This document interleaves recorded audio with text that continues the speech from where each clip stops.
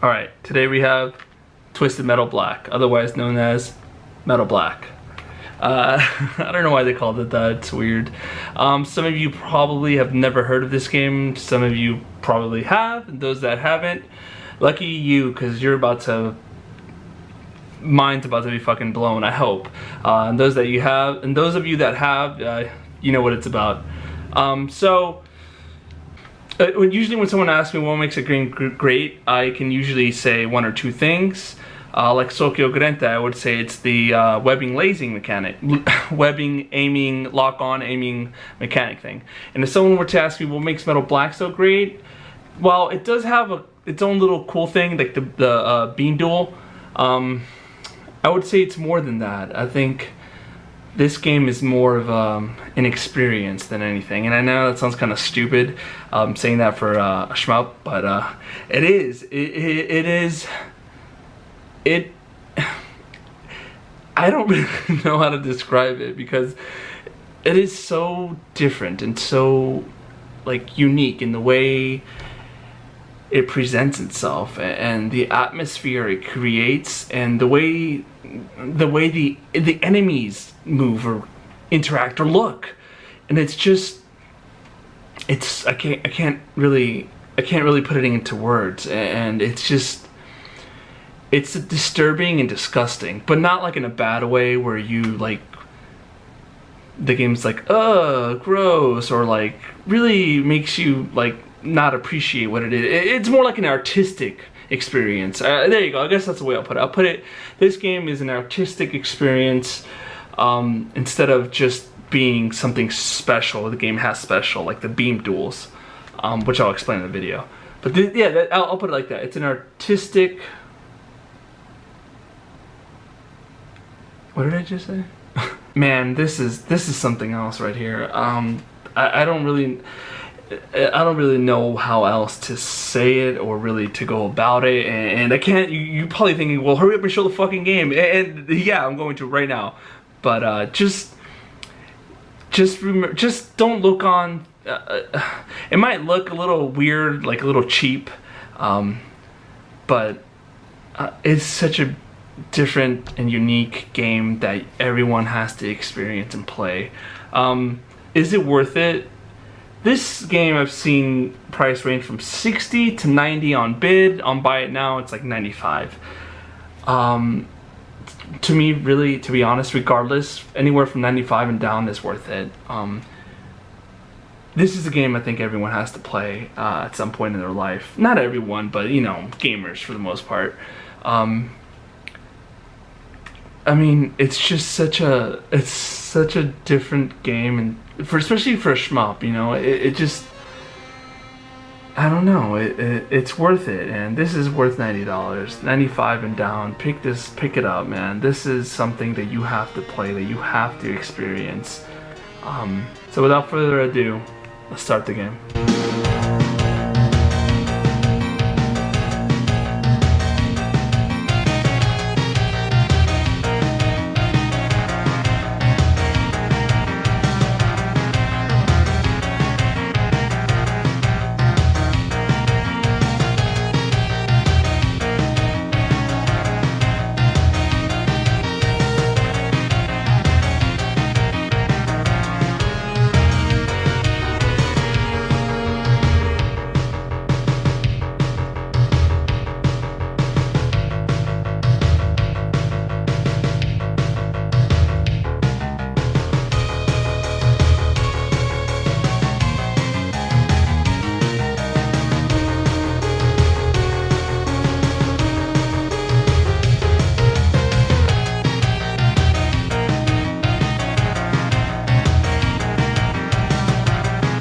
I forgot to mention that the music's pretty interesting as well. It's really good shit. Metal Black was released in the arcades in 1991, then was released for the Sega Saturn in May of 1996 on the 24th. So we got start and options. Let's go to options first. Okay, so here you can adjust a fuckload of things. Well, not a fuckload of things, but you can mess around with a few things. You can change game difficulty, live count, button layout, listen to the awesome music of Metal Black. Blast that shit.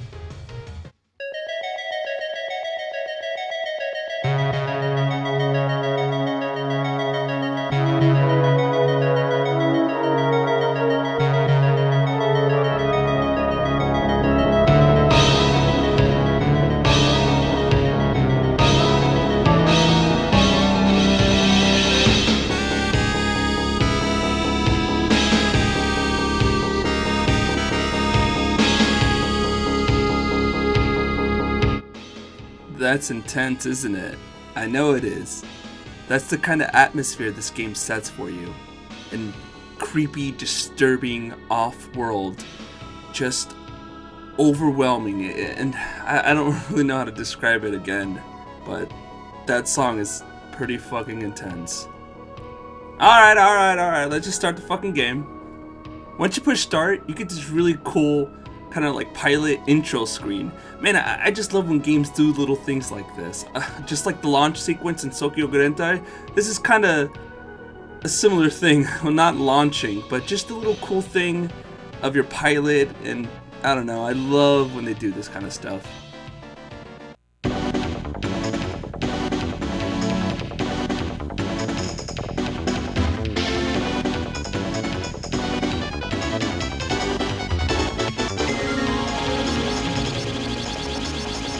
That's so cool, and it never gets old. I love watching that. So as you can see on the surface, it does look kind of cheap, I know, but just look beyond that for now. Always remember, graphics never make the game. So as you can see, I'm constantly picking up these little red, yellow, and blue molecular type, scientifical looking fucking things. That's your power-ups. They're called New Alone. One word. New Alone, which is weird, but I like it at the same time. Oh, check this shit out. This is the first Darius hint. I die here like a scrub, but don't mind that. So here's a cool backstory to that. This game was originally going to be Darius 3, but the big boys over at Tatio didn't like the dark atmosphere that the game presented, which is really sad. This would have been the planet Darius in ruin. That would have been so cool, just to come back to the home world and witness all the destruction that happened. Not only that, but you witness all these weird creatures and you're like, what the fuck happened to the sea life? And it would have been just really cool, and it would have been the black sheep of the Darius series. Sort of like Majora's Mask, where it's the dark one. This would have been the dark one in the Darius series, which I think would have been really cool and neat, but whatever. Alright, enough about that, let's get back to the game.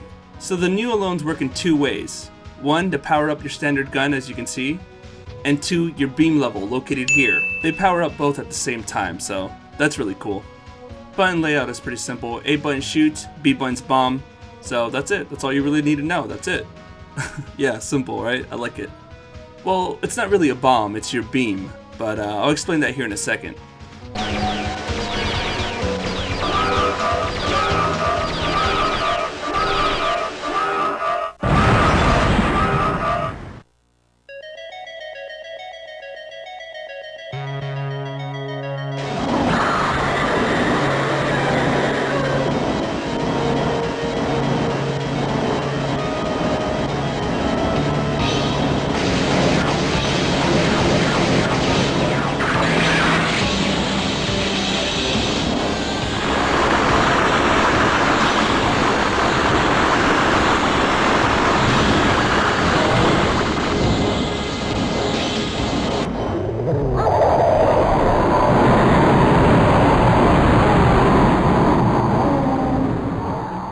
Holy shit, right? Okay, let's break that down a little bit, because when I first saw that fight, I was blown away. I couldn't understand what the fuck just happened, and I loved it. I loved every second of witnessing this thing emerge from the fucking ground. The music just fits the atmosphere, and the background, it's like green vomit, and you're like, what the fuck is going on? And this thing, it moves its legs almost like it's a real living creature, and it's just so disturbing. I love it. And that's what I really like about these bosses, is they're so lifelike. the way they move, their battle cries when they enter the field or when they die and they move its legs. Let's watch that death again, because that's the thing that still gives me chills. Witnessing it struggle, its death cry, and its legs just jitter like it's out of control. It's so much. I love it.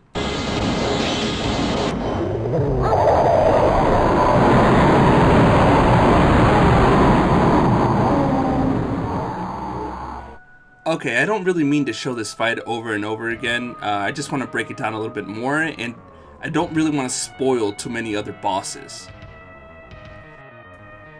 So all the bosses, like your ship, collect the Neolone to power up their own beam.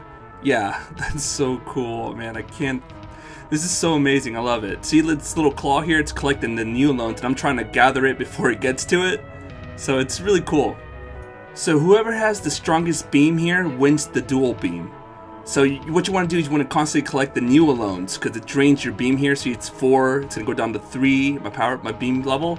And so you want to keep collecting them as you're dueling, so to speak. I've also read online that when you're in the beam duel with the boss, if you're constantly pressing the beam button, it increases your chances of winning. But I've tried that and it doesn't really work. But what does work is collecting the Neolones during the beam duel.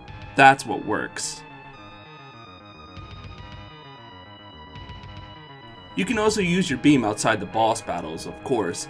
You can use it this way, which is big lightning everywhere. By tapping the beam button, it creates that crazy lightning, destroys everything on the field. It's really cool. It's an offensive and defensive weapon.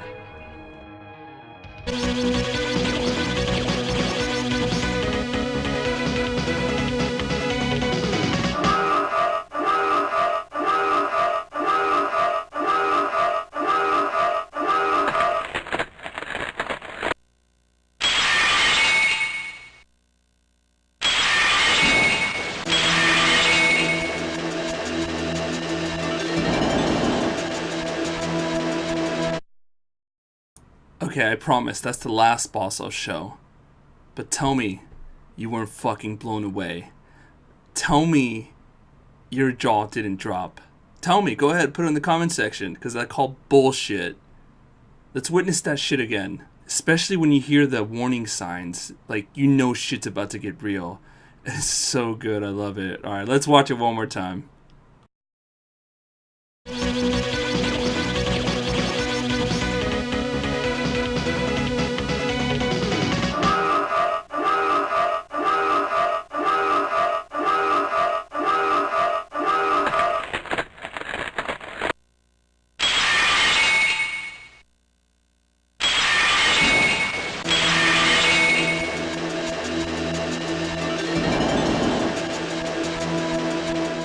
Man, that is something else, huh? Alright, let's get to the storyline real quick. I guess I'll put it in simple terms because I really don't want to go into detail. So there's just a big asteroid that hit the planet Earth, and the invaders came and ruled the Earth. So the world sets up a peace treaty with the invaders, but one of the pilots, which is, you know, you, doesn't agree to it and hijacks the Black Fly, which is what the ship's called, which is kind of weird and gross. So the ship can use the molecules, the Neolones, to fight against the invaders, which was their really their one-up on the human race. So that's really kind of the storyline. So you're kind of the one solo hero to stop the peace treaty, because the peace treaty is just gonna let humans sit in the back while the invaders destroy the planet Earth. There's still a few more things I could talk about, but I'm just gonna end it here, just because it's already a pretty long video. So, like I said, this is worth picking up. At $95 and below, it's worth picking up.